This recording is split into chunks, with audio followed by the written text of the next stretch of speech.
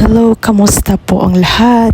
Ito po ang inyong OFW na kakauwi lang sa Pinas. Late upload po ulit tayo kasi sobrang busy lang po. Last Wednesday nga ito, December 10, 2025. Ito ngayong itinakdang araw ng flight ko papauwi ng Pinas. Nung umaga, hinatid ko muna yung aking alaga sa school. Then pagkabalik namin, syempre nag-breakfast kami, nagchikahan ng makasama ko sa labas. Mamimiss ko rin yung mga ganitong routine. Pero syempre, kailangan din nating umuwi ng Pilipinas. Kaya lang naman tayo nag-abroad para sa pangarap natin sa ating pamilya. And fast forward nga, sabi sa akin ni Sir, 2 PM daw pupunta na ako sa airport. Iniho nga ng lola ng aking alaga yung sundo sa akin. Siya yung maghatid sa akin sa airport kasi may pinuntahan o busy yung aming maneho. Bago kami dumiretso sa airport ay dumaan muna kami doon sa kanilang bahay. Binigyan niya nga ako ng sobre na naglalaman ng pera. Habang lumalabas nga ako sa bahay ng aking amo, sobrang bigat talaga ng aking nararamdaman dahil napamahal na rin ako sa aking alaga kasi inalagaan ko rin siya ng 5 years and 10 months. Grabe talaga yung hagulhol ko kasi mamimiss ko talaga siya. Pagkarating ko nga sa airport ay nag-check-in lang ako ng aking bagahe. Pagkatapos ay dumaan sa immigration and then sa x-ray machine para ma-scan yung aking bagahe. Dumaan nga muna ako sa foreign exchange para magpapalit ng peso. At pagkatapos nga niyan ay umakyat na ako dito sa Al Morgan Lounge. Ito po yung lounge ng business class. O diba, social tayo ngayon for today's flight. Kasi nga naka-business class tayo. Masik nga rin ako dito sa sosyalin nilang toilet. Sa sobrang kalinisan ay pwede ka na maglatag ng banig at saka pwede ka na matulog. Charot!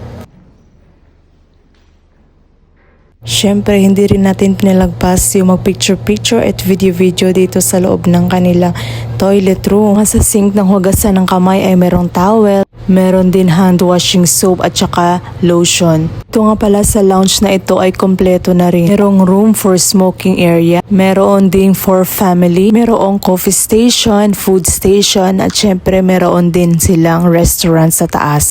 Nung around 4 PM nga ay bigla akong inantok kaya nagdesisyon akong magkape. Din silang mga Arabic sweets, merong prutas, may cookies, muffins at iba pa. Meron din silang iba't ibang klase ng tea. Meron silang brown sugar and white sugar. Kumuha na nga rin ako ng kaunting Arabic sweets. Ipapamares ko lang sa aking kape. At dahil nga mayaman sila, meron silang coffee maker. Sa screen ay pipili ka lang na gusto mong kape. Pumili nga ako ng latte macchiato. Hihintayin mo lang hanggang mag 100%, then yung kape mo ay magiging ready na. O diba, instant, pipindot ka lang, then meron ka ng kape.